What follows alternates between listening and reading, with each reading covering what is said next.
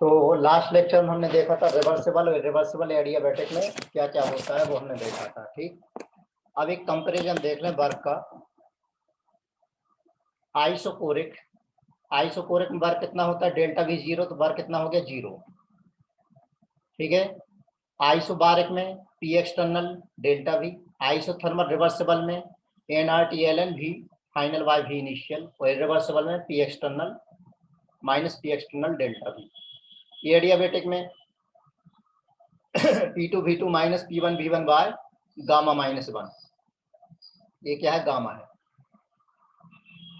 और polytropic process के लिए P2V2 minus P1V1 by gamma की बजाय आ जाएगा n या फिर x, क्योंकि पॉलीट्रोपिक प्रोसेस में क्या होता है, सिर्फ PV to the power n equal to k ले लीजिए, राइट। अब Q की वैल्यू निकालना है, तो आइसोकोरिक में Q इक्वल टू इतना हो जाएगा। क्यों हो जाएगा, क्योंकि फर्स्ट लॉ ऑफ थर्मोडायनामिक्स से डेल्टा इक्वल टू होता है Q प्लस W। W की वैल्यू यहाँ पर जीरो हो गई, तो Q किसके इक्वल हो गया, डेल्टा ई के, और डेल्टा ई इसके इक्वल होता है। ठीक वैसे यहाँ पर डेल्टा एच इसके इक्वल हो जाएगा, ये हम पढ़ चुके हैं। आइसोथर्मल में डेल्टा ई जीरो हो जाता है, तो Q किसके बराबर होता है, W के बराबर। एडियाबैटिक में Q कितना रहेगा, जीरो होता है, ना तो हीट दी जाती ना ली जाती है। पॉलीट्रोपिक में Q इक्वल टू हो जाएगा delta E minus W। Clear. इस तरह से हम इंटरनल एनर्जी निकाल सकते हैं, डेल्टा एच निकाल सकते हैं, मोलर हीट कैपेसिटी निकाल सकते हैं। आइसोकोरिक यानी कांस्टेंट वॉल्यूम मतलब CV, आइसोबारिक कांस्टेंट प्रेशर मतलब CP, आइसोथर्मल यानी टेम्परेचर में चेंज कितना, जीरो, टेम्परेचर में चेंज जीरो, तो मोलर हीट कैपेसिटी क्या होती है, हीट कैपेसिटी इक्वल टू होता है dQ/dt, तो dt की वैल्यू जीरो, तो इन्फिनिटी हो जाएगा। एडियाबैटिक में Q जीरो होता है तो जीरो हो जाएगा। पॉलीट्रोपिक के लिए तो हम इकट्ठे एक साथ पढ़ चुके हैं, CV plus R/1 minus gamma, आना। क्या ये बात क्लियर है? रिप्लाई करो जल्दी से।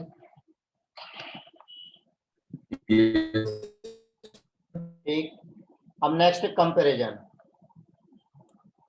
Comparison between isothermal and adiabatic process.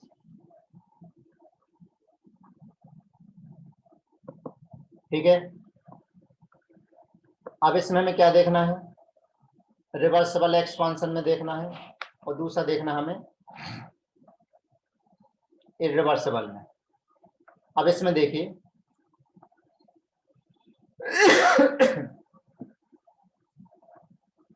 Reversible expansion,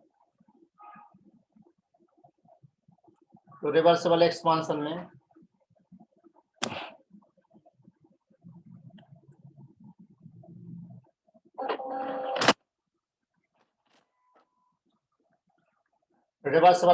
में क्या होता है, यहाँ ध्यान देना, फिर फाइनली हम वैल्यू याद कर लेंगे। यहाँ पर प्रेशर, यहाँ पर वॉल्यूम है, ये आइसोथर्मल रिवर्सिबल के लिए है, वो एक इसके लिए एडियाबैटिक रिवर्सिबल के लिए है। अगर दोनों वॉल्यूम सेम हो, फाइनल वॉल्यूम सेम है, इनिशियल वॉल्यूम था VI, ये हो गया फाइनल वॉल्यूम V है। ऊपर वाला ग्राफ आइसोथर्मल के लिए और नीचे वाला ग्राफ एडियाबैटिक के लिए, राइट। अगर हम वॉल्यूम हमने कांस्टेंट रख रखा है, तो फिर क्या होगा, ये एडियाबैटिक के लिए प्रेशर कम है और आइसोथर्मल के लिए प्रेशर ज्यादा है। तो यहाँ पर आइसोथर्मल के लिए प्रेशर ज्यादा है और एडियाबैटिक के लिए प्रेशर कम है। अब जैसे अगर हम प्रूफ करना चाहें, तो आइसोथर्मल एक्सपांशन के लिए, आइसोथर्मल के लिए इक्वेशन क्या लगेगी, उसके लिए इक्वेशन लगेगी P1V1 equal to P2V2। P2 क्या है, आइसोथर्मल का प्रेशर, और फाइनल वॉल्यूम यानी V है। एडियाबैटिक एक्सपांशन के लिए ले लें, एडियाबैटिक एक्सपांशन के लिए क्या लगेगा, P1V1 gamma to the power gamma, pressure किसका, एडियाबैटिक का, और final volume to the power gamma. तो यहां से आप निकालिए P1 by P iso, P1 by P iso equal to हो जाएगा आपका V1 बाय V फाइनल, और यहां से निकालेंगे हम P1 by P adiabatic equal to हो जाएगा V1 by V final to the power gamma. अब यहाँ पर देखिए कि फाइनल एक्सपांशन की हम बात कर रहे हैं, मतलब फाइनल वॉल्यूम ज़्यादा है, इनिशियल वॉल्यूम कम है। और दूसरी बात, गामा की वैल्यू भी ग्रेटर देन 1 है। जब गामा ग्रेटर देन 1 है, इसका मतलब क्या हो गया, इसका मतलब क्या हो गया, फाइनल वॉल्यूम बड़ा है, ये नीचे वाली वैल्यू बड़ी है, V1 छोटा है, तो V1 बाय VF क्या आएगा, V1 बाय VF क्या आएगा, V1 बाय VF की वैल्यू क्या होगी, लेस देन 1 होगी। लेकिन V1 बाय VF किसके बराबर है, P1 बाय P आइसो और दूसरा P1 बाय P एडियाबेटिक। अब दूसरे वाले में जिसमें गामा की पावर है, जब छोटी वैल्यू पावर लगेगी तो सीधी सी बात है वैल्यू क्या हो जाएगी, और छोटी हो जाएगी, और छोटी हो जाएगी। तो अगर इन दोनों कंपेयर करें तो क्या होगा, P1 बाय P आइसो बड़ा होगा, P1 बाय P एडियाबेटिक छोटा होगा। इसका मतलब ये हो गया कि P आइसोथर्मल बड़ा है और P एडियाबेटिक छोटा है। ये बात क्लियर हो गई। तो फाइनली आप ध्यान रख लेंगे, सिंपली आप ध्यान रख लेंगे। दूसरी चीज हम इस तरह से यहाँ भी बता सकते हैं कि जब एडियाबेटिक एक्सपांसन होता है तो एडियाबेटिक एक्सपांसन में क्या होगा, फॉल इन टेम्परेचर, टेम्परेचर में कमी क्यों होगी, क्योंकि जब वो एक्सपांसन करेगा तो एक्सपांसन में एनर्जी यूज करेगा, एनर्जी यूज करेगा तो सिस्टम की एनर्जी कम हो जाएगी, सिस्टम की एनर्जी कम हो जाएगी तो टेम्परेचर कम होगा, टेम्परेचर कम होगा। इसका मतलब है कि P डायरेक्टली प्रोपोर्शनल T होता है, जब टेम्परेचर कम होगा तो प्रेशर भी यहाँ पर कम हो जाएगा। देयरफॉर एडियाबेटिक में, एडियाबेटिक का प्रेशर कम होता है और आइसोथर्मल का प्रेशर क्या होता है, ज्यादा होता है। ये बात क्लियर हो गई। Yes sir.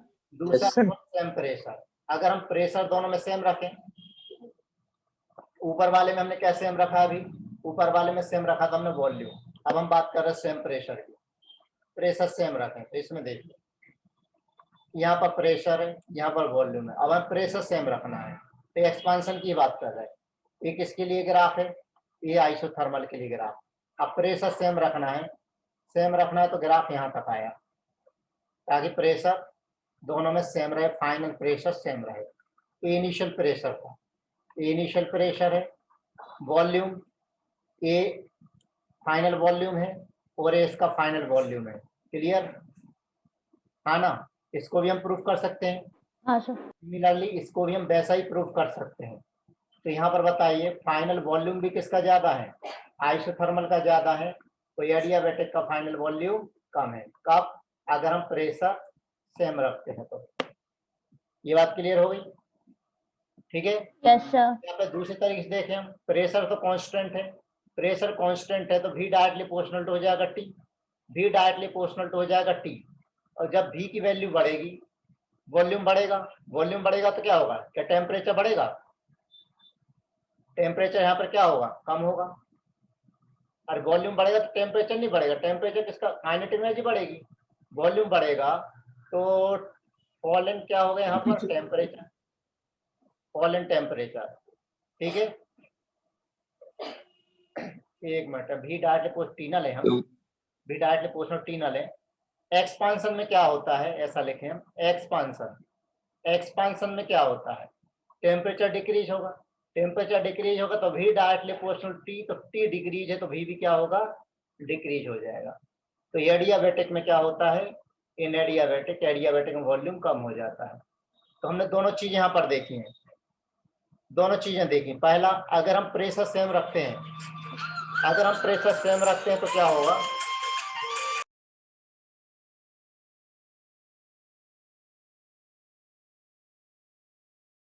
सर आपका माइक म्यूट है। हाँ तो हमने क्या देखा था, for isothermal and adiabatic, right, expansion क्या देखा था, अगर प्रेशर कांस्टेंट हो, P कांस्टेंट है तो आइसोथर्मल के लिए प्रेशर ज्यादा होता है, एडियाबेटिक के लिए प्रेशर कम होता है। और दूसरा, अगर वॉल्यूम कांस्टेंट है तो यहाँ पर क्या देखा हमने, आइसोथर्मल के लिए वॉल्यूम ज्यादा होता है, एडियाबेटिक के लिए वॉल्यूम कम होता है ना। और दोनों ही कंडीशन में जो टेम्परेचर कम होता है वो किसके लिए होता है? एडियाबेटिक के लिए। आइसोथर्मल के लिए टेम्परेचर में कोई कमी नहीं आती है। क्यों नहीं आती है? क्योंकि वहां पर हम क्या कर रहे हैं, वहां पर क्या कर रहे हैं, टेम्परेचर कांस्टेंट रखते हैं, इसलिए। तो फाइनल जितना भी अपन ने देखा उसका निचोड़ ये रहा कि हमें ध्यान रखना है कि आइसोथर्मल क्या है, सबका मालिक एक, आइसोथर्मल के लिए ज्यादा है, एडियाबेटिक के लिए कम है, ध्यान रहेगा। हम बात yes sir. Reversible and irreversible expansion, reversible and irreversible expansion. तो रिवर्सिबल और इररिवर्सिबल एक्सपांशन में भी देखिए यहाँ पर, जैसे आइसोथर्मल ले लें या एडियाबेटिक ले लें, कोई सा भी ले लें, अकेला आइसोथर्मल को या फिर अकेला एडियाबेटिक को आप कंपेयर करें, दो में से कोई एक का, दो में से कोई एक का। जैसे यहाँ पी और वी के बीच में हमने ग्राफ प्लॉट किया, ये ग्राफ किसके लिए है? एक्सपांशन में। ये हो गया रिवर्सिबल के लिए, यस नो? इररिवर्सिबल के हाँ लिए, सर। इररिवर्सिबल के लिए अगर यहाँ पर हम प्रेशर कांस्टेंट रख लें, अगर प्रेशर कांस्टेंट रखें, तो प्रेशर कांस्टेंट रखना है तो यहाँ पर देखिए फाइनल प्रेशर हमें कांस्टेंट रखना है, ये फाइनल प्रेशर इतना है, तो फाइनल प्रेशर कांस्टेंट रखना है तो ग्राफ इसका कहाँ जाता है? थोड़ा सा आगे जाता है, किसके लिए? इररिवर्सिबल के लिए। तो ये वाला जो वॉल्यूम हम ले रहे हैं ये किसके लिए वॉल्यूम है? रिवर्सिबल का वॉल्यूम है। ये वाला जो वॉल्यूम है ये किसके लिए वॉल्यूम है? इररिवर्सिबल का वॉल्यूम है, ठीक है। तो यहाँ पर ध्यान दीजिए, जो वॉल्यूम होगा फाइनल वॉल्यूम किसके लिए ज्यादा है? इररिवर्सिबल के लिए ज्यादा है, और फाइनल वॉल्यूम रिवर्सिबल के लिए कम है। दूसरा टेम्परेचर, टेम्परेचर भी इररिवर्सिबल के लिए ज्यादा होगा और फाइनल टेम्परेचर, और रिवर्सिबल के लिए टेम्परेचर कम होगा। अगर यहाँ पर प्रेशर भी हमने कांस्टेंट रखा था, अगर फाइनल वॉल्यूम कांस्टेंट रख लें तो वॉल्यूम यहाँ पर आप कांस्टेंट रख के चलिए, वॉल्यूम कांस्टेंट रख के चलेंगे, यहाँ हो गया प्रेशर, यहाँ हो गया वॉल्यूम। अब यहाँ पर देखिए ये वाला ग्राफ तो हो गया हमारा किसके लिए? ये हो गया ग्राफ रिवर्सिबल के लिए। अब वॉल्यूम हमें कांस्टेंट रखना है, हम बात कर रहे हैं रिवर्सिबल की, बात कर रहे हैं इररिवर्सिबल की। तो यहाँ पर देखिए इररिवर्सिबल में ये ग्राफ कैसा आने वाला है? ये ग्राफ जाएगा कैसा? ऐसा जाएगा। यहाँ पर हमें वॉल्यूम सेम रखना है, वॉल्यूम सेम रखना है, तो यहाँ पर और यहाँ पर दोनों के लिए देखिए वॉल्यूम, फाइनल वॉल्यूम बिल्कुल सेम है, चाहे रिवर्सिबल हो इररिवर्सिबल हो। ये वाला ग्राफ हमारा इररिवर्सिबल के लिए, ऊपर वाला रिवर्सिबल के लिए। तो जो ग्रीन लाइन बना रहा हूँ, ग्रीन लाइन वाला किसके लिए है? ये हो गया हमारा इररिवर्सिबल के लिए, और नीचे जो ब्लू लाइन से ड्रॉ कर रहा हूँ मैं, ये ब्लू लाइन वाले किसके लिए है? लाइन, ये लाइन है रिवर्सिबल के लिए, ये प्रेशर रिवर्सिबल के लिए। फिर से वही कहानी हो गई, क्या कहानी हो गई? इररिवर्सिबल के लिए प्रेशर ज्यादा है, रिवर्सिबल के लिए प्रेशर कम है। कम है। वही वैसे T2 इररिवर्सिबल के लिए टेम्परेचर ज्यादा है और रिवर्सिबल के लिए टेम्परेचर कम है, राइट। ये किसके लिए हो गया? ये दोनों चीजें किसके लिए देखी हमने? ये देखी हमने एक्सपांशन के लिए, जहां पर वॉल्यूम, जहां पर क्या हो रहा है? वॉल्यूम बढ़ रहा है। अगर हम कंप्रेशन में देखें तो कंप्रेशन में भी यही आएगा, कंप्रेशन में भी बिल्कुल यही आएगा। फॉर कंप्रेशन, कंप्रेशन में ही दोनों कंडीशन हमें लगाना है, कौन सी? कांस्टेंट प्रेशर और कांस्टेंट वॉल्यूम। तो इसमें पहली कंडीशन ले लेते हैं हम कांस्टेंट प्रेशर, कांस्टेंट प्रेशर, और दूसरी कंडीशन ले लेते हैं कांस्टेंट वॉल्यूम, दूसरे कांस्टेंट वॉल्यूम। तो कांस्टेंट प्रेशर पर देखिए ग्राफ प्लॉट करिए, यहाँ पी और वी कंप्रेशन कर रहे हैं, कंप्रेशन कर रहे हैं तो ग्राफ कहाँ जाएगा? ऐसा ऊपर की तरफ जाएगा। अब हम कंप्रेशन कर रहे हैं तो हमें क्या करना पड़ेगा? प्रेशर बढ़ाना पड़ेगा। जैसे आपने आप प्रेशर बढ़ाया, प्रेशर बढ़ाया, एकदम से प्रेशर बढ़ा दिया, ये प्रेशर बढ़ा दिया। अब प्रेशर हमने कांस्टेंट रखा, कांस्टेंट रखा तो ग्राफ यहाँ तक आएगा। ये नीचे वाली रिवर्सिबल के लिए होगी, ऊपर वाली किसके लिए होगी? रिवर्सिबल के लिए होगी। तो ये देखिए रिवर्सिबल का वॉल्यूम ज्यादा है और एक इसका वॉल्यूम है रिवर्सिबल का, तो रिवर्सिबल का वॉल्यूम कम है। फिर से वही कंडीशन आ गई यहाँ पर, तो वॉल्यूम इररिवर्सिबल के लिए ज्यादा है और वॉल्यूम रिवर्सिबल के लिए कम है। टेम्परेचर T2 इररिवर्सिबल के लिए ज्यादा है और T2 रिवर्सिबल के लिए कम है। अगर यहाँ पर हम वॉल्यूम सेम रखते हैं, तो वॉल्यूम सेम रखते हैं तो क्या होगा? ये प्रेशर और ये वॉल्यूम, देखिए ग्राफ ऐसा आएगा, यहाँ से कहाँ जाएगा? ग्राफ बी तक जाएगा, किसमें? कंप्रेशन में। अब यहाँ पर हम क्या कांस्टेंट रख रहे हैं? वॉल्यूम कांस्टेंट रख रहे हैं, वॉल्यूम कांस्टेंट रख रहे हैं एक कंप्रेशन कर रहे हैं तो हमें प्रेशर बढ़ाना पड़ेगा, प्रेशर मैंने बढ़ाया, प्रेशर बढ़ा दिया, अब हमें वॉल्यूम कांस्टेंट रखना है तो ग्राफ यहाँ तक आएगा, कहाँ तक आएगा, बिल्कुल बी के ऊपर आएगा, हाँ ना, बी के ऊपर आएगा। तो अब यहाँ पर देखिए बी के ऊपर ग्राफ आया तो यहाँ पर देखिएगा ये वॉल्यूम तो दोनों में सेम है, वॉल्यूम सेम है। अब ये वाला जो है नीचे वाला रिवर्सिबल के लिए है, ऊपर वाला किसके लिए, इरिवर्सिबल के लिए। तो रिवर्सिबल के लिए प्रेशर कम है और इरिवर्सिबल के लिए प्रेशर ज्यादा है। फिर से वही कहानी, पी रिवर्सिबल ज्यादा, पी रिवर्सिबल कम। दूसरा T2 मतलब फाइनल टेम्परेचर रिवर्सिबल के लिए ज्यादा होगा, फाइनल टेम्परेचर रिवर्सिबल के लिए कम होगा। क्यों? क्योंकि P directly proportional to temperature. तो शॉर्ट में हमने चारों चीजें यहाँ पर पढ़ी हैं, चारों चीजें पढ़ी, तो इसकी समरी क्या बनेगी कि P इरिवर्सिबल ज्यादा रहेगा, P रिवर्सिबल कम रहेगा, या फिर V इरिवर्सिबल ज्यादा रहेगा, V रिवर्सिबल कम रहेगा, या फिर फाइनल टेम्परेचर रिवर्सिबल का ज्यादा होगा, फाइनल टेम्परेचर रिवर्सिबल का कम होगा। ये बात क्लियर हो गई यहाँ पर? हाँ सर। यहाँ कोई समस्या नहीं? तो ये जो अपन ने 4 ग्राफ देखे, 4 ग्राफ का फाइनल ये रहा, ठीक। अच्छा, उसके ऊपर भी हमने एडियाबैटिक और आइसोथर्मल कंपैरिजन किया था। एडियाबैटिक और आइसोथर्मल में जब हमने कंपैरिजन किया तो वहां पर हमारे पास क्या क्या आया था रिजल्ट, क्या क्या रिजल्ट? आइसोथर्मल का ज्यादा, आइसोथर्मल के लिए ज्यादा, वी एडियाबैटिक के लिए कम। दूसरा आया था पी आइसोथर्मल के लिए ज्यादा, पी एडियाबैटिक के लिए कम। और तीसरा आया था टी आइसोथर्मल के लिए ज्यादा और टी एडियाबैटिक के लिए कम। तो डायरेक्ट ये पॉइंट आप ध्यान रख लें, कोई दिक्कत नहीं। अगर ग्राफ 4 ग्राफ भी आ जाते हैं तो आप ग्राफ देख करके भी पता कर सकते हो। Yes no? Yes sir. आगे बढ़े अब। हाँ सर। अब जैसे हमने प्रोसेस देखी थी, ठीक, पॉलीट्रॉपिक प्रोसेस देखी, तो यहाँ देखिए पॉलीट्रॉपिक प्रोसेस, पॉलीट्रॉपिक प्रोसेस में जैसे PV to the power x equal to k ले लिया मैंने। अब x की वैल्यू आपकी मर्जी, आप क्या रखते हैं, यहाँ प्रेशर ले लो, यहाँ वॉल्यूम ले लो। अगर मैं x इंफिनिटी रख दूं, x इंफिनिटी रख दूं तो क्या होगा, x इंफिनिटी रख दूं तो फिर क्या होगा, v इक्वल टू k हो जाएगा, v इक्वल टू k हो जाएगा, v कांस्टेंट हो गया, v कांस्टेंट हो गया तो ग्राफ कैसा आएगा, इधर आएगा, आएगा नहीं आएगा, ये आ गया x इक्वल टू इंफिनिटी के लिए। दूसरा x इक्वल टू अगर मैं गामा रख दूं तो इक्वेशन हमारी बन जाएगी PV to the power gamma equal to K adiabatic. तो एडियाबैटिक के लिए मालूम है लाइन एक्सपांशन में ऐसी आती है, नीचे की तरफ आती है। अगर मैं x इक्वल टू 1 रख दूं तो बन गया आइसोथर्मल के लिए। तो आइसोथर्मल के लिए लाइन कहाँ आती है, ऊपर आती है एक्सपांशन में, और कंप्रेशन में नीचे आती है। हाँ ये किसके लिए होगा, एडियाबैटिक के लिए। ये किसके लिए होगा, आइसोथर्मल के लिए। तो एडियाबैटिक के लिए क्या देखा था, x इक्वल टू रखा गामा, यहाँ पर रखा हमने x equal to 1। Yes no? अगर x इक्वल टू 1 के बगैर x इक्वल टू 0.5 रख दे तो गामा की वैल्यू कभी 1 से कम नहीं होती है, ठीक है। तो x ये रख दे तो ग्राफ इधर आ गया, ये आ गया, इसे x इक्वल टू 0.5 हो गया। अगर x इक्वल टू 0 रख देंगे तो p इक्वल टू हो जाएगा, यानी p कांस्टेंट तो ग्राफ ऐसा आ जाएगा। क्या ये बात समझ में आ गई? Yes sir. जिसमें आपको इसमें बहुत हेल्प मिलेगी, ये जो बता रहा हूँ इस चीजें, राइट।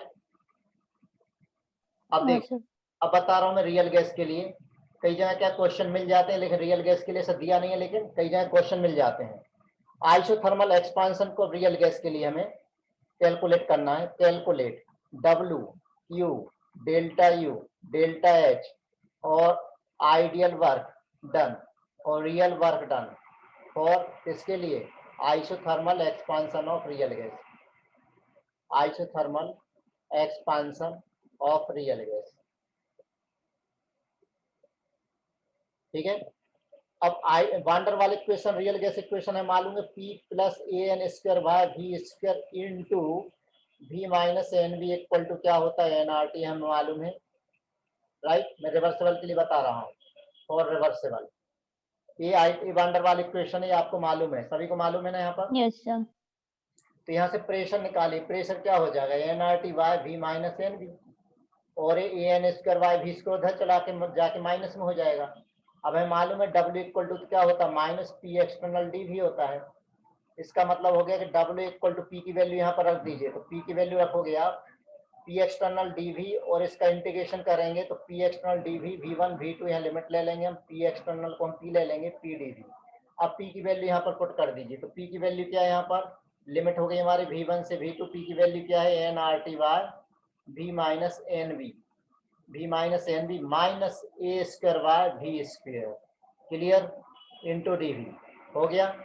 तो अब यहाँ देखिए, अब हमें मालूम है इंटीग्रेशन मालूम है, इंटीग्रेशन मालूम है, 1/x इक्वल dx क्या होता है, log x होता है, मालूम है आप लोगों को। तो w इक्वल टू हाँ सर। माइनस ये हो जाएगा ln v minus N B, upper limit v2 है, लोअर लिमिट v1 है, इंटू nrt लॉग के बाहर है क्योंकि वो कांस्टेंट है।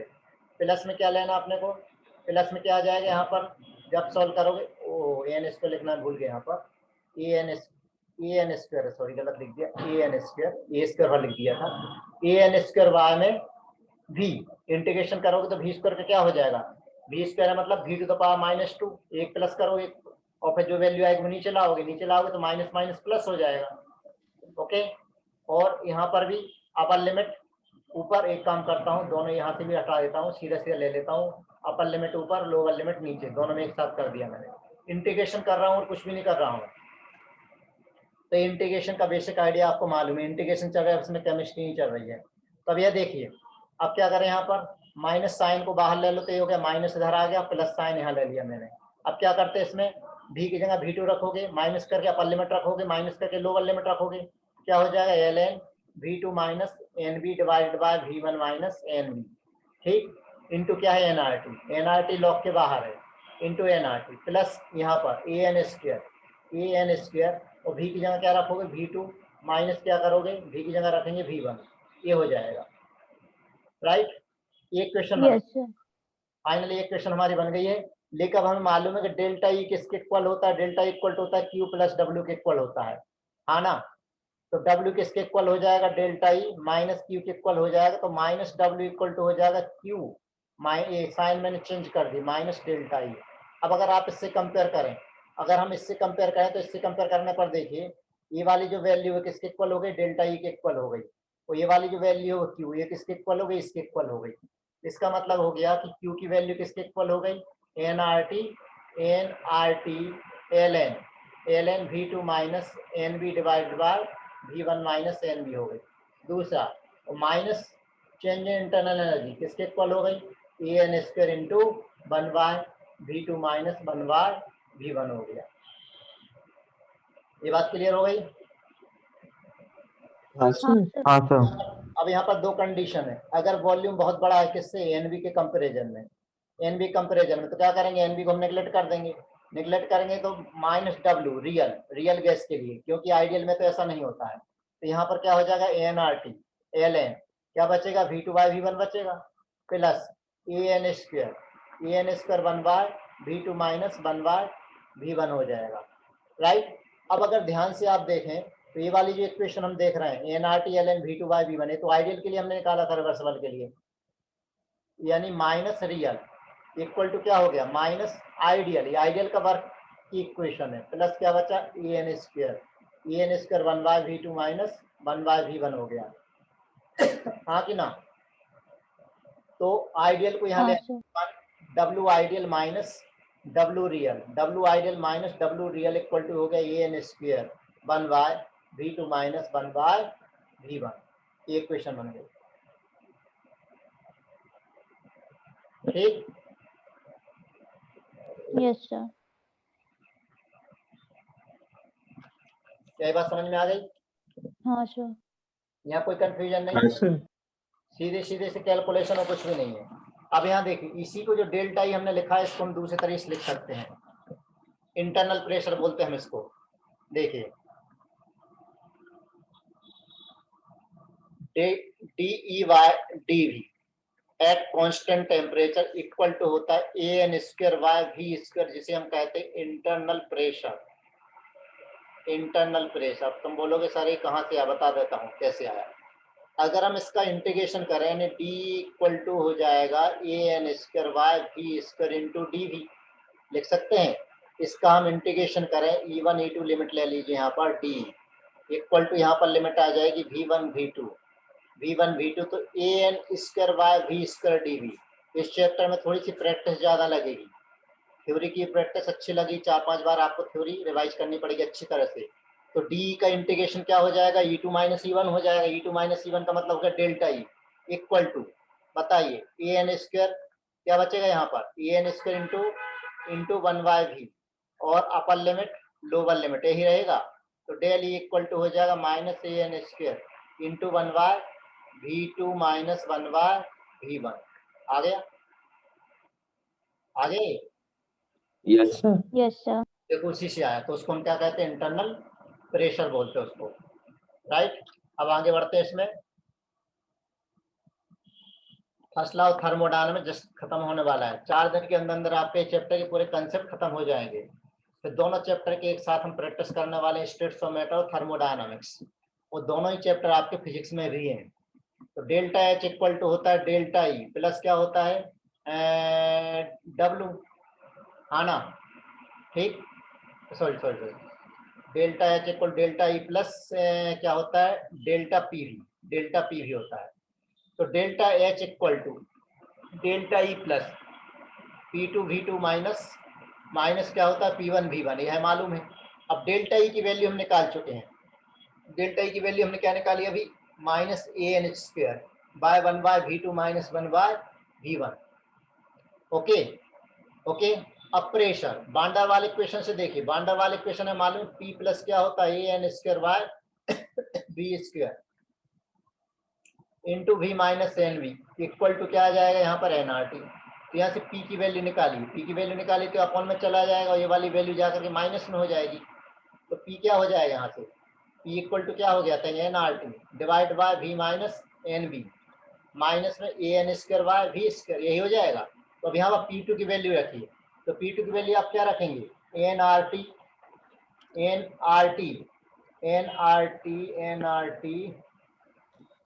इंटू क्या लिखा है यहाँ V2 इंटू V2 डिवाइड में क्या है V माइनस, एक मिनट गड़बड़ कर दी क्या मैंने,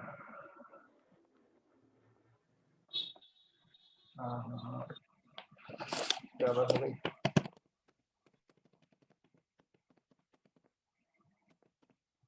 हाँ P2 की वैल्यू रखिए, P2 की वैल्यू क्या है यहाँ पर, P2 की वैल्यू क्या है यहाँ पर, P2 की वैल्यू क्या है nRT by V2 minus NV minus an square by में v स्क्वायर,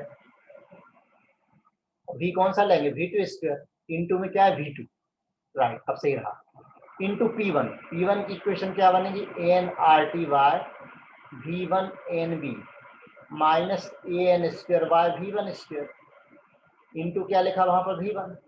अब क्लियर है, ये P1 की वैल्यू V1 है उसमें, तो V1। अब V2 को ऊपर ले जाइए, तो डेल्टा एच इक्वल टू हो जाएगा minus an square into 1/v2 minus 1/v1 plus V2 को ले जाएंगे तो बनेगी nRT इंटू V2 बाय में V2 माइनस NV माइनस क्या बचेगा an स्क्वायर बाय V2, कितने बचेगा minus nRT V1 divide by V1 minus NV minus an square by V1, हाँ ना, हाँ सर। यहाँ कोई समस्या नहीं।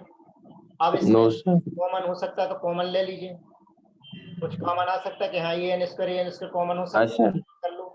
तो डेल्टा एच इक्वल टू हो गया माइनस an स्क्वायर, अच्छा सर वो लास्ट में प्लस आएगा, हाँ यहाँ भी है और यहाँ भी है, तो क्या हो जाएगा -2 plus N square by V1 आएगा सर, है ना, 1/v2 माइनस 1/v1 ये हो जाएगा, plus nRT V2 by V2 minus NV और माइनस nRT V1 बाय में V1 माइनस NV, क्लियर हो गई।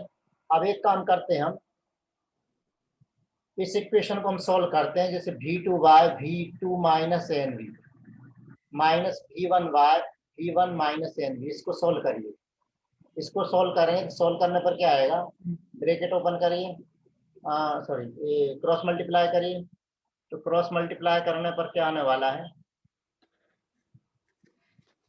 सोल्व कर रहे हैं इसको, Yes, sir.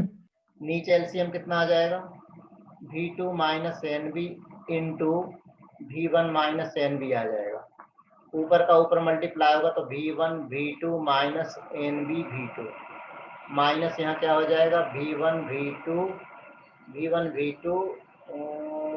और minus minus plus V1 NB, तो V1 V2 ऊपर NB common V1 minus V2 और नीचे V2 minus NB into V1 minus NB आ रहा है। क्या बचा कॉमन, यहाँ पर ऊपर क्या बचा NB NB minus into V1 minus V2 divided by V2 minus NB into V1 minus NB। Clear, yes sir. ये चीज क्लियर हो गई। यह चाहे तो हम स्कोर कैसा लिख सकते हैं, इक्वल टू इसको ऐसा भी लिख सकते हैं NB V2 minus NB minus 1 by V1 minus NB, क्या लिख सकते हैं इसको। अरे एक ही बात है, पार्शियल फ्रैक्शन पढ़ा कि नहीं पढ़ा मैथ्स में, हाँ सर। तो इसको इसमें चेंज कर सकते हैं। तो अब यहाँ पर देखिए इसमें चेंज कर लिया हमने, इसमें चेंज कर लिया तो डेल्टा H किसके बराबर हो जाएगा हमारा, अब यहाँ वैल्यू पुट करें, क्या वैल्यू पुट करें, जैसे यहाँ पर NRT था, यहाँ पर NRT था, तो NRT कॉमन ले लो तो बचेगा क्या V2 माइनस NB, और यहाँ पर क्या बचा V1 माइनस NB, तो डेल्टा H किसके इक्वल हो जाएगा डेल्टा H किसके इक्वल हो जाएगा minus 2AN square into 1 by V2 minus 1 by V1 plus क्या बचा एन स्क्वायर, अरे एन यहाँ पर पहले से वैल्यू पुट करेंगे और एक एन यहाँ पर है तो एन स्क्वायर हो गया into B R T into 1 by V2 minus NB minus 1 by V1 minus NB, ये इक्वेशन आएगा। अरे भाई हमने क्या करा, ये वाली इक्वेशन रही है, ये इक्वेशन को हमने अलग से सॉल्व कर लिया, NRT कॉमन ले लिया, यस सर। ठीक है, NRT कॉमन ले लिया तो उसकी जगह हमने वैल्यू पुट कर दी वाली, क्लियर, तो डेल्टा एच की इक्वेशन हो गई। तो आज मैं कंसेप्ट ही कंप्लीट कर रहा हूँ पहले, फिर उसके बाद हम क्वेश्चंस पे आएंगे। अब हम आते किस पर, समझ में तो आई बात नहीं आई, आ गई सर। अब limitation of first law of thermodynamics, first law of thermodynamics. पहला लिमिटेशन क्या है, डायरेक्शन नहीं बताता है, does not tell about the direction of process. जैसे पानी नीचे से ऊपर आता है, ऊपर से नीचे आता है, तो नीचे से ऊपर अपने आप क्यों नहीं जाता, नहीं बताता। दूसरा, यहाँ पर एक एसिमेट्री है बर्फ और हीट में। बर्फ और हीट में कैसी एसिमेट्री है, बर्फ को हम 100% हीट में कन्वर्ट कर सकते हैं, बट हीट को 100% बर्फ में कन्वर्ट नहीं कर सकते। क्यों नहीं कर सकते हैं, ये नहीं बताता है, ठीक है। तीसरा यानी एसिमेट्री हो गई। तीसरा, जो आइसोलेटेड सिस्टम है वो हमेशा इक्विलिब्रियम की तरफ ही मूव करता है। इन आइसोलेटेड सिस्टम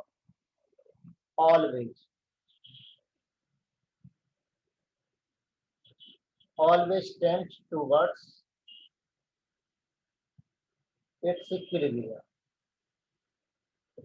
लेकिन फर्स्ट लॉ ऑफ थर्मोडायनामिक्स इसके बारे में कोई इंफॉर्मेशन नहीं देता है, do not give any idea about it,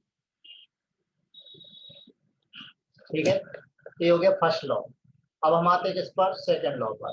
तो क्वेश्चंस करने वाले तो क्वेश्चंस खूब करेंगे, जब भी क्वेश्चन करेंगे तो स्टेट्स ऑफ मैटर की थ्योरी आप लोगों की परफेक्ट रिवाइज हो जानी चाहिए, थ्योरी फार्मूले, ठीक है। थ्योरी में कोई दिक्कत है, मॉड्यूल है उसमें भी दिक्कत है, तो आप एक काम करें, मैं आइडियल गैस और रियल गैस की PDF उसमें डाल रखी है ऐप में, तो उससे थ्योरी आप रिवाइज करें, बहुत ज्यादा थ्योरी नहीं है, सिर्फ थ्योरी की बात कर रहा हूं मैं। इस वीक का टारगेट है कि 2 चैप्टर परफेक्ट करना है।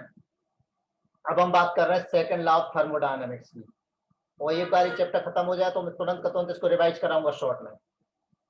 सेकंड लॉ ऑफ थर्मोडायनामिक्स, इसका समझ में आ रहा है कुछ? हाँ सर। बहुत दिनों से तुम लोग के टेस्ट नहीं हुए हैं, अब टेस्ट वापस चालू करना है।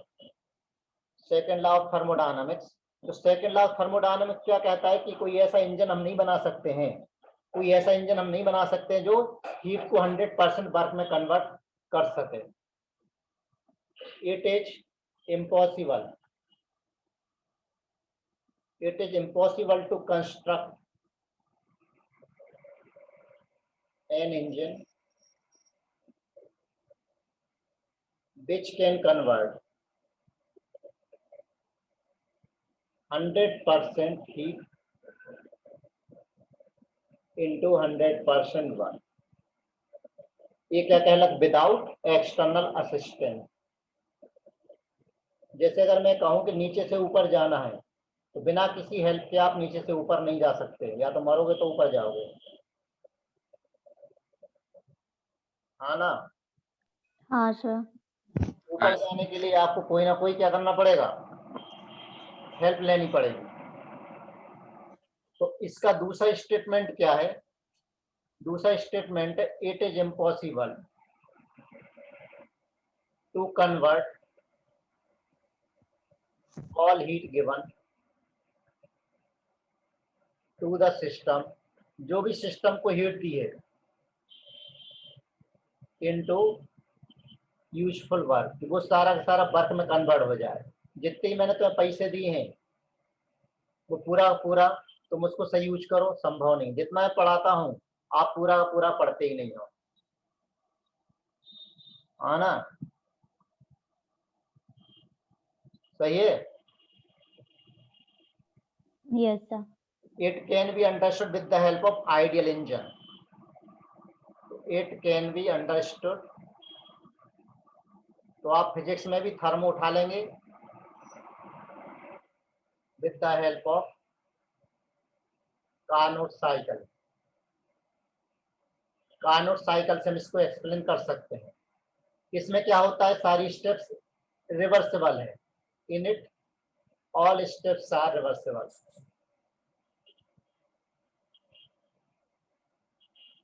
सारी स्टेप्स रिवर्सिबल।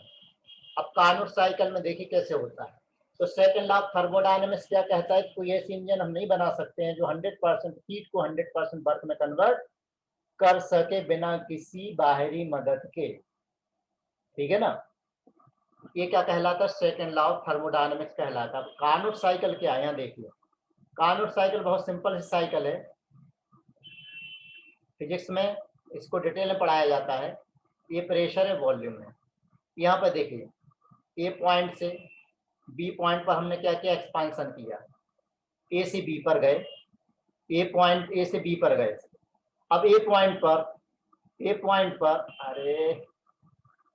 पॉइंट पर प्रेशर कितना ले लिया मैंने? P1। वॉल्यूम कितना ले लिया? V1। बी पॉइंट पर प्रेशर P2, वॉल्यूम कितना हो गया? V2। एक्सपांशन किया मतलब प्रेशर कम किया। अगर यहाँ पर T1 टेम्परेचर है, T1 टेम्परेचर और T1 यहाँ पर कांस्टेंट है, तो ये क्या कहलाएगा? Isothermal expansion. टेम्परेचर अगर यहाँ पर कांस्टेंट है तो हम तब तक इसका एक्सपांशन करते रहते हैं जब तक कि प्रेशर P2 नहीं हो जाता है, तब तक ये करते रहते हैं। उसके बाद में फिर से एक्सपांशन कराते हैं, और आगे एक्सपांशन कराओगे। बी से कहाँ तक गए हम? सी तक गए। तब तक गए जब तक कि प्रेशर P3 नहीं हो जाता, वॉल्यूम V3 नहीं हो जाता है। ये क्या कौन सा प्रोसेस है? Adiabatic expansion. ये एडियाबैटिक एक्सपांशन। अब उसके बाद देखिए, अब कहाँ पर जाएंगे हम? कंप्रेशन पर।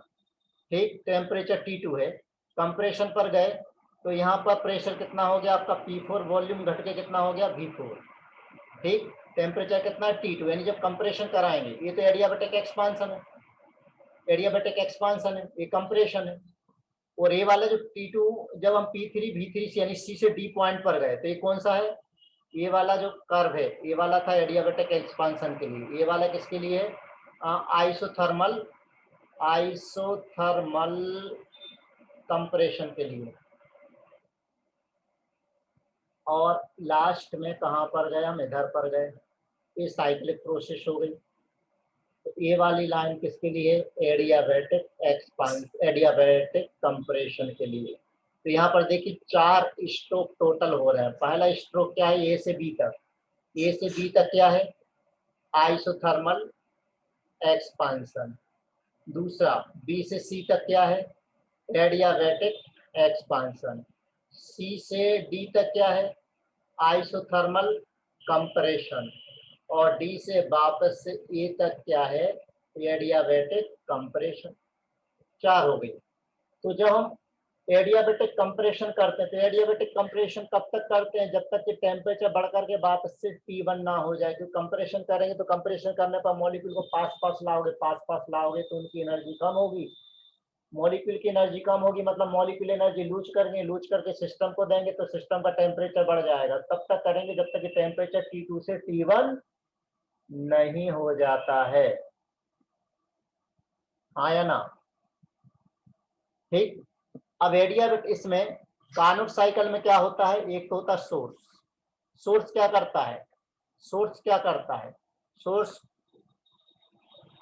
है? टेम्परेचर देगा। किसको देगा? इंजन को।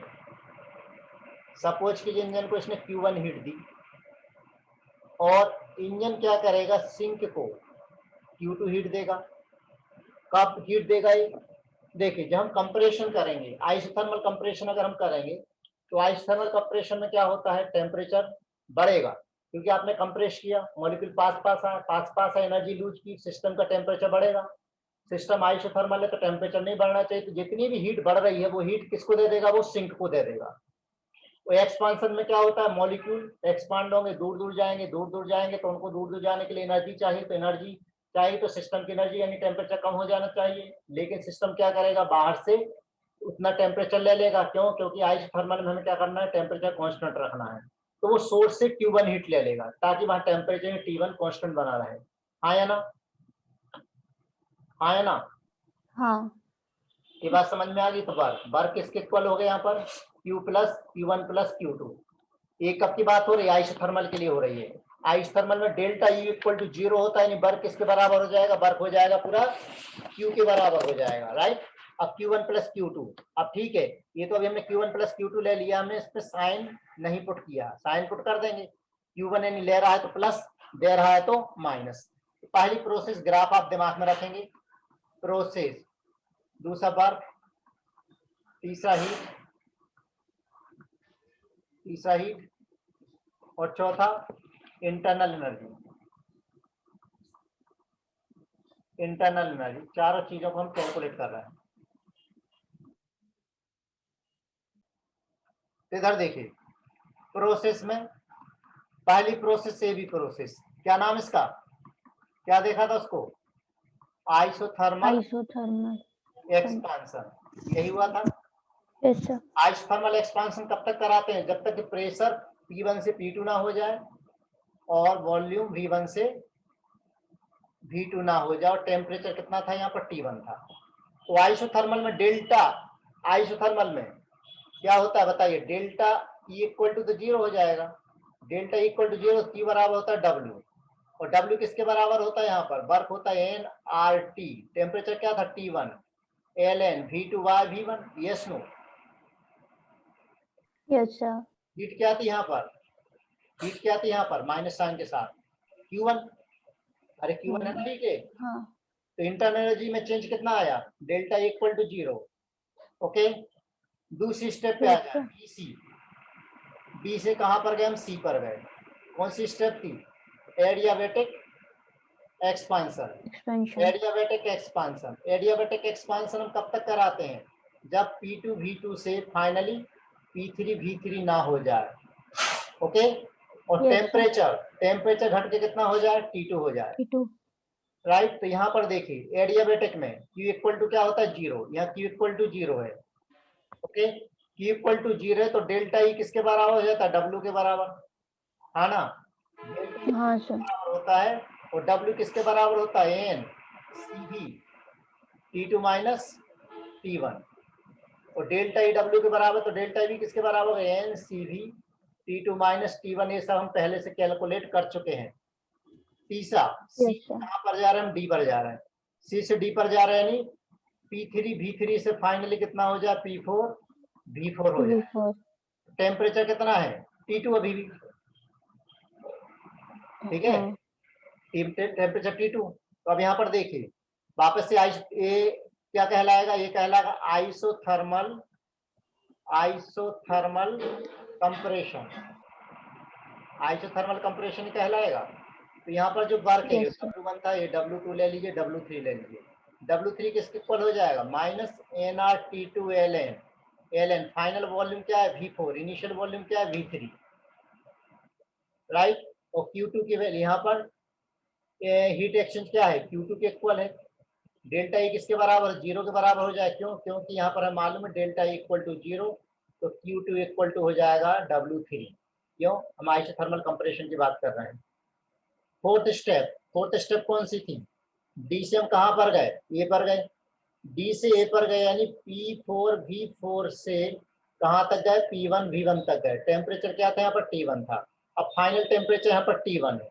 फाइनल टेम्परेचर यहाँ पर T1 है, तो Q की वैल्यू तो कितनी हो गई? 0 हो गई। Q की वैल्यू 0, तो यहाँ पर डेल्टा ई किसके बराबर हो गया? W के बराबर हो गया, W4 हो गया। तो W4 इक्वल टू हो जाएगा NCV final temperature T1 minus T2 minus initial temperature. तो यहाँ पर ही वही हो जाएगा NCV T1 माइनस T2। ये बात क्लियर हो गई। तो साइकिल यस सर। इसमें वर्क कितना है? साइक्लिक प्रोसेस में वर्क कितना है? सबको क्या करेंगे? हम ऐड कर देंगे। W1 plus W2 plus W3 plus W4 सबको ऐड करिए। तो देखिए ये एडियाबेटिक वाले W2 और W4 ये दोनों कैंसिल होने वाले हैं। क्यों कैंसिल होने वाले? ध्यान से देखिए, अगर आप ध्यान से देखेंगे इसको तो देखिए कैंसिल होने वाले कैसे। यहाँ पर क्या है? NCB T2 माइनस T1 है। यहाँ पर क्या है? NCB T1 माइनस T2 है। तो T2 माइनस T1 करो तो साइन माइनस बाहर आ जाएगा, बाहर आ जाएगा तो फिर दोनों कैंसिल हो जाएंगे, हो हाँ जाए। Sir.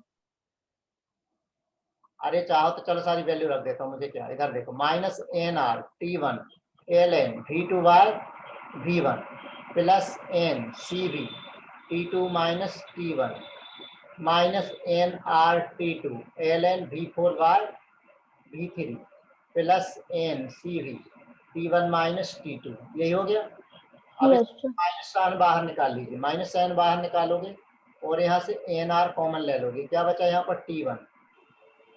T1 ln V2 by V1 plus T2 ln V4 by V3 और यहाँ पर क्या रहेगा?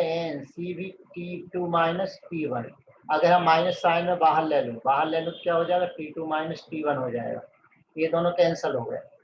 तो फाइनली इतना बचा अपने पास, minus T1 ln V2 by V1 plus T2 ln V4 by V3 equal to, ये क्लियर हो गया। यस लेकिन सर। हमें मालूम है कि Q साइक्लिक प्रोसेस में टोटल Q कितना है? Q1 प्लस Q2 है। और साइक्लिक प्रोसेस में इंटरनल एनर्जी में चेंज 0 होता है। क्यों? क्योंकि जो फाइनल इंटरनल एनर्जी है वही किसके इक्वल है? इनिशियल। क्योंकि जिस पॉइंट से आप चले थे उसी पॉइंट पर आप वापस में आ गए, तो दोनों के लिए इनिशियल और फाइनल पॉइंट सेम है। तो initial internal energy equal to final internal energy, तो इंटरनल एनर्जी में चेंज कितना हो गया? 0 हो गया। ठीक है। अब यहाँ पर देखिए, हाँ सर। अब बीसी क्या है? एडियाबेटिक है। अब एडियाबेटिक के लिए आपको मालूम है बीसी एडियाबेटिक और दूसरा डीए कर्व भी, डीए लाइन भी क्या है? एडियाबेटिक है। ये दोनों एडियाबेटिक लाइन है, एडियाबेटिक कर्व है।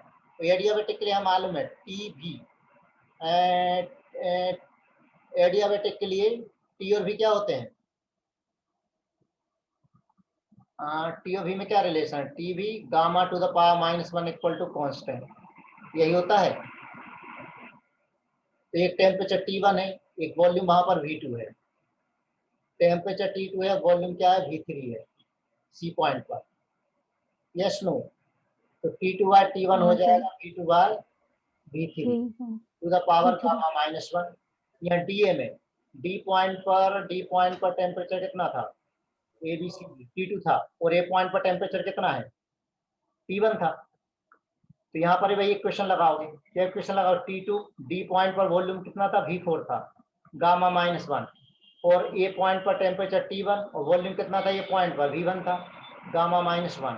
तो T2 बाय T1 यहाँ से भी निकालोगे आप, V1 by V4 to the power gamma -1। इन दोनों को आप कंपेयर कर लोगे, दोनों को इक्वेट करोगे, तो इक्वेट करने पर क्या आ जाएगा कि V2 bye V3 equal to आ जाएगा V1 बाय V4। किन से, इन दोनों से। इसका मतलब ये हो गया कि V1 bye V2 equal to हम क्या लिख सकते हैं, V4 बाय V3 लिख सकते हैं। जो W साइक्लिक हमने अभी निकाला था, W साइक्लिक की इक्वेशन क्या थी, -ANR T1 ln V2 by V1 plus T2 ln V4 by V3, यही निकाला था। तो V4 बाय V3 की जगह हम क्या लिख सकते हैं, V1 बाय V2 लिख सकते हैं। तो equal to -ANR T1 ln V2 by V1 plus T2 ln क्या लिख सकते हैं, यहाँ पर V1 बाय V2 लिख सकते हैं। अब दोनों में ln V1 bye V2 common है, तो क्या करें इसमें, जैसे कॉमन ले लो, कॉमन ले लेंगे तो क्या आ जाएगा, -ANR ln V2 by V1 common ले लीजिए, बचा क्या यहाँ पर, हाँ, एक चीज और अभी अपने को चेंज करना पड़ेगा, इसमें एक स्टेप और लिखनी पड़ेगी,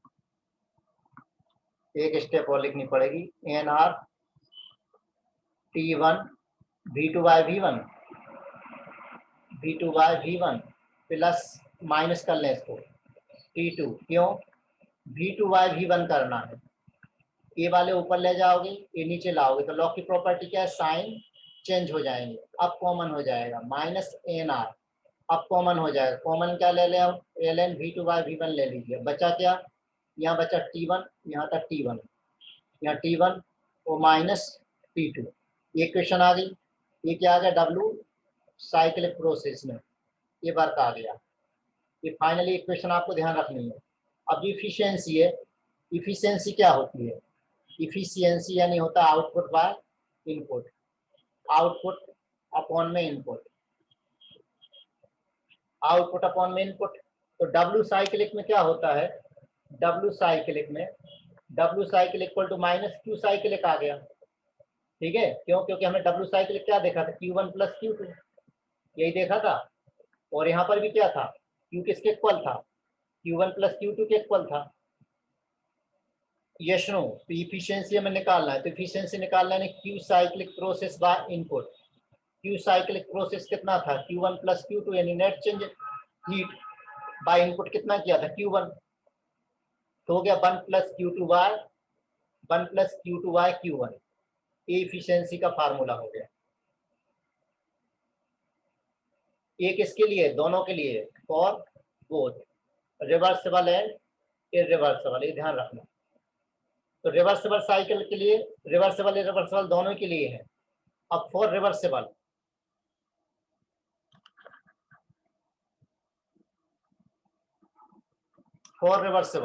उसके लिए देखिए, for reversible only efficiency equal to minus work done by Q1 an input, तो ये हो जाएगा माइनस वर्क डन, अभी हम निकाल चुके हैं, क्या था, -ANR T2 minus T1 ln V2 by V1, यही था। और Q1 की वैल्यू किसके इक्वल थी, ANR T1 ln V2 by V1, ये हम देख चुके हैं, ये कैंसिल हो जाएंगे, ये कैंसिल हो गए, बचा क्या हो, ANR से ANR कैंसिल, बचा क्या, T2 माइनस T1, ये बाहर साइन माइनस का है, डिवाइड बाय T1, तो इफिशियंसी इक्वल टू हो जाएगा T1 minus T2 bye T1 equal to हो जाएगा 1 माइनस T2 बाय T1। ये किसके लिए, सिर्फ रिवर्सिबल के लिए। क्लियर, बस आज का लास्ट एक क्वेश्चन, फिर कल से हम पढ़ेंगे एंट्रोपी, कल एंट्रोपी खत्म करेंगे। तो अब यहाँ देखिए, रिवर्सिबल और रिवर्सिबल के लिए हमें ध्यान रखना है। अब फाइनली यहाँ पर आपको क्या क्या, देखिए फाइनली हमने कार्नोट साइकिल में क्या क्या देखा है। कार्नोट साइकिल में हमने देखा है कि जो efficiency equal to 1 plus Q2 by Q1, किसके लिए, दोनों रिवर्सिबल और रिवर्सल प्रोसेस के लिए।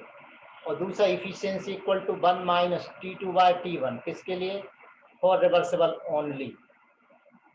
ओके, यही देखा है एक कार्नोट साइकिल में। हाँ सर। ठीक है, और ये आपको हाँ। इसमें बहुत डिटेल में है, मतलब ये सब चीजें डिटेल में क्वेश्चन पूछे जाते हैं फिजिक्स में, तो ध्यान से कर लीजिएगा। क्वेश्चन दिया है a heat engine absorb 760 kilo joule heat from a source. Source का मतलब जिसका टेम्परेचर ज्यादा होता है, सिंक का मतलब जिसका टेम्परेचर कम होता है। जैसे हमने 4 स्ट्रोक में देखा, पहला क्या था? Isothermal expansion. Isothermal temperature constant रखना है तो हम उसको सोर्स पर रखेंगे, किसको? वेसल को या सिलेंडर को। फिर हमें क्या करना है? Adiabatic expansion. एडियाबैटिक में टेम्परेचर चेंज होता है, हीट हमें देना है ना लेना है, तो हम सोर्स से हटा देंगे उसको, इंसुलेटेड उस पर रखेंगे, ना वो हीट दे सके ना हीट ले सके, है ना। पहले हमने किस पे रखा उसको? एक कंडक्टर वॉल है, ये सोर्स है, सोर्स पर रखा फर्स्ट स्ट्रोक में। उसके बाद उठाकर किसको रखा हमने? इंसुलेटेड है, इंसुलेटेड ना हीट जा सकती ना हीट आ सकती है, तो सेकंड स्टेप में हमने इसको सिलेंडर को उठा के रखा। थर्ड स्टेप में हम किस पे रखेंगे? इसको सिंक के ऊपर रख देंगे। सिंक क्या करेगा? जब टेम्परेचर बढ़ेगा तो सिंक को वो एनर्जी दे देगा। फोर्थ स्टेप में हम सिलेंडर को कहाँ पर उठा के रखते हैं? वापस से इंसुलेटेड में रखते हैं। समझ में आ गई? क्योंकि फोर्थ स्टेप में क्या होता है? एडियाबैटिक कंप्रेशन होता है, तो जहां भी एडियाबैटिक आएगी वहां पर हम इंसुलेटेड प्लेट के ऊपर रख देंगे ताकि हीट का एक्सचेंज ना हो। जब भी आइसोथर्मल एक्सपांशन की बात आएगी तो हम कहाँ रखेंगे उसको? सोर्स पर। आइसोथर्मल कंप्रेशन की बात आएगी तो कहाँ रखें? सिंक पर। क्योंकि कंप्रेशन में हीट लिबरेट करेगा, लिबरेट करेगा, टेम्परेचर कांस्टेंट रखना है जिससे वो उतनी एनर्जी सिंक को दे दे, है ना। यस सर, आ गया। एनर्जी क्या थी? Q1 थी, और दूसरे में तीसरे में सिंक को एनर्जी दी, हीट दी, यानी वो Q2 थी, है ना। हाँ। ठीक है ना, तो इतनी बात समझ में आ गई? Yes sir. तो क्वेश्चन है हीट इंजन एब्जॉर्ब इतने kilojoule heat from a source at 360 kelvin, at 360 kelvin it releases पहला 650 kilojoule, second 560 kilojoule, third 504 kilojoule if heat to of heat to sink। Sink को इतनी हीट देता है कितने temperature पर? 280 केल्विन पर। अब आपको ये पता करना है ABC में से कौन सा रिवर्सिबल है, कौन सा रिवर्सिबल है, कौन सा इम्पॉसिबल है। अब इसका मतलब क्या है? रिवर्सिबल में तो हम 100% पूरा काम कर सकते हैं, आइडियल नेचर जितना मैंने पढ़ा है आपके दिमाग में घुस गया, 100 में से 100 नंबर, 100% मार्क्स, हिस्ट्री क्रिएट हो जाएगी। रिवर्सिबल, इरिवर्सिबल का मतलब पढ़ाया 100 नंबर का आ रहा है 2 नंबर, इरिवर्सिबल। इम्पॉसिबल का पढ़ाया 100 नंबर का नंबर आया 200, पॉसिबल ही नहीं है। Yes sir. ठीक, 3 कंडीशन यहाँ पर मिलेगी। चलिए सॉल्व कर लेते हैं। हम क्या निकालते हैं? इफिशियंसी निकालते हैं, क्योंकि आइडियल इंजन की इफिशियंसी कभी भी 100% नहीं होती, तो 100 से ज्यादा कैसे हो जाएगी? अगर 100% इफिशियंसी आ गई तो रिवर्सिबल, कम आई तो इरिवर्सिबल, और ज्यादा आई तो इम्पॉसिबल। 3 कंडीशन है। इम्पॉसिबल। तो रिवर्सिबल के लिए, सिर्फ रिवर्सिबल के लिए हम मालूम है ओनली फॉर रिवर्सिबल, तो रिवर्सिबल के लिए फार्मूला क्या लगता है बताइए जल्दी से?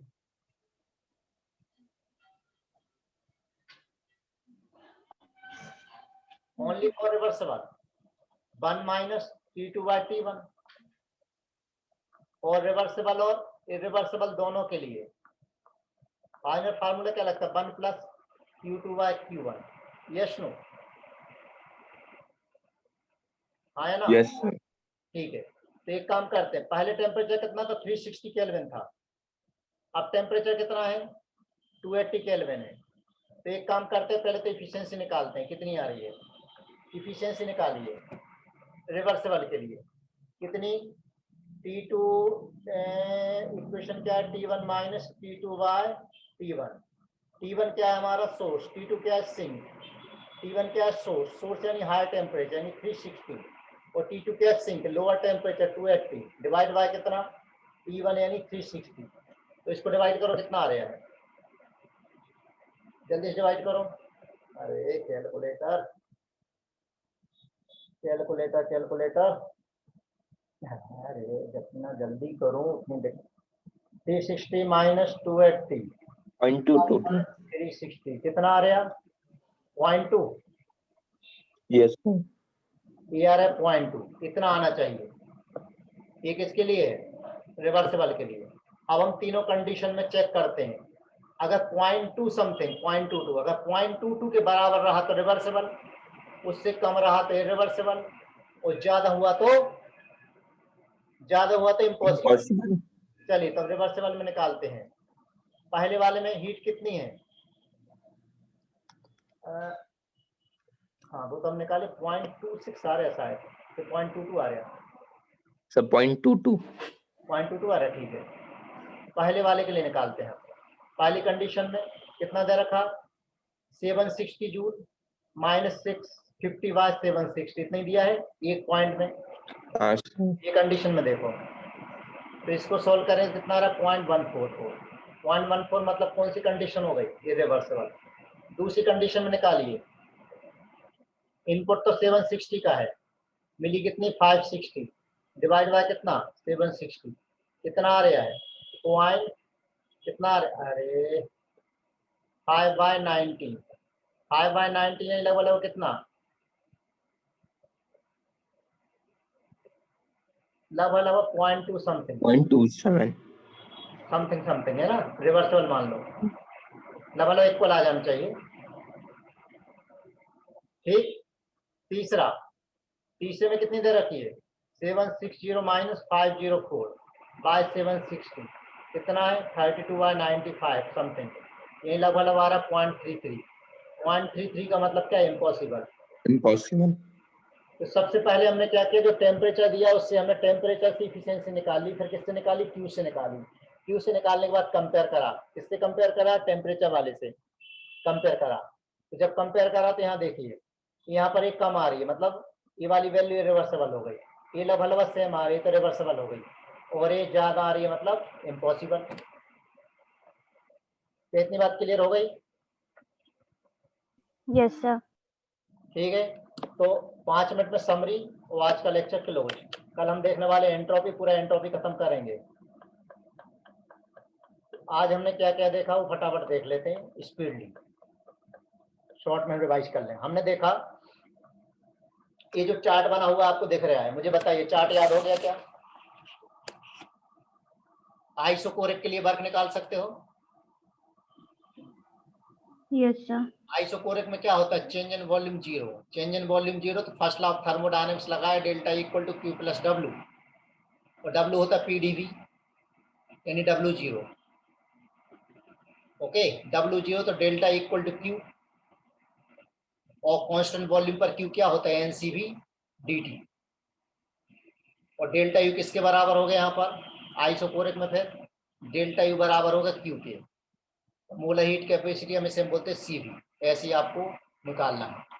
दूसरा आइसोथर्मल एडियाबेटिक प्रोसेस के लिए, दोनों में हमने क्या देखा कि आइसोथर्मल में प्रेशर ज्यादा होगा, आइसोथर्मल में ही वॉल्यूम ज्यादा होगा, किससे, एडियाबेटिक से, और आइसोथर्मल में ही टेम्परेचर ज्यादा होगा, किससे, एडियाबेटिक से। याद आ गया। हाँ सर। तीसरा रिवर्सिबल और इरिवर्सिबल के लिए, अब रिवर्सिबल में कैसे, आइसोथर्मल को अलग कंपेयर करो, एडियाबेटिक को अलग कंपेयर करो, adiabatic reversible, adiabatic irreversible, adiabatic reversible isothermal reversible, isothermal irreversible.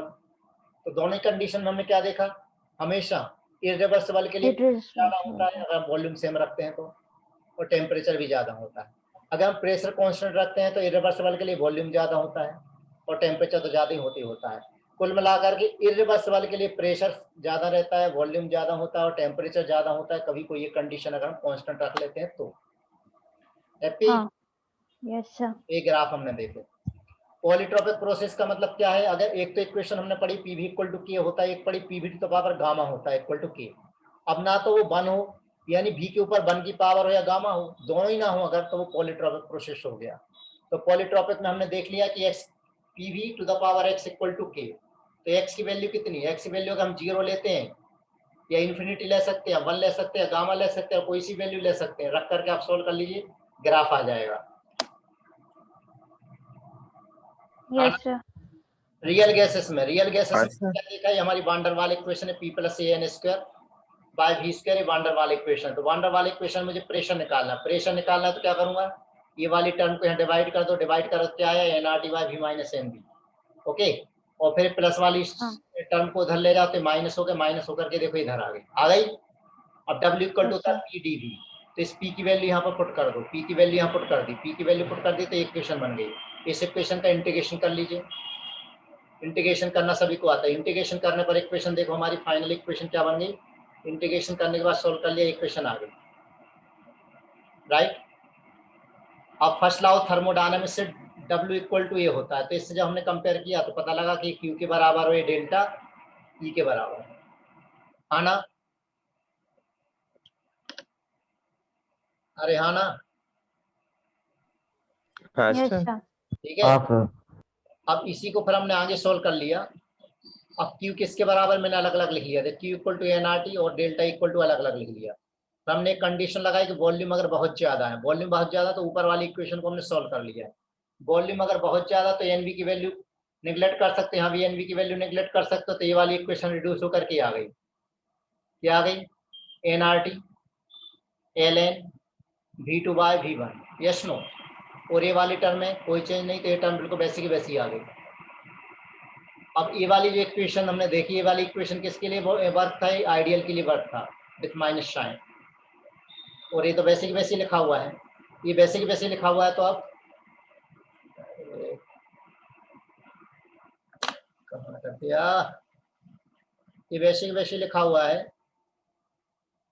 तो W आइडियल को उधर ले जाइए, तो ये हो गया plus W ideal minus W real equal to किसके बराबर हो गया, इसके इक्वल हो गया। अब ये वाली टर्म का मतलब क्या है, इस टर्म का मतलब क्या है, इस टर्म का मतलब ये है, क्योंकि जब हम इसका इंटीग्रेशन करते तो इंटीग्रेशन करने पर वापस यही टर्म आ जाती है, इसे हम कहते हैं internal pressure, yes no. Yes sir. अब फिर उसके बाद इक्वेशन रख दिया, डेल्टा H इक्वल टू होता है delta E plus delta P, भी हम पढ़ चुके हैं कल।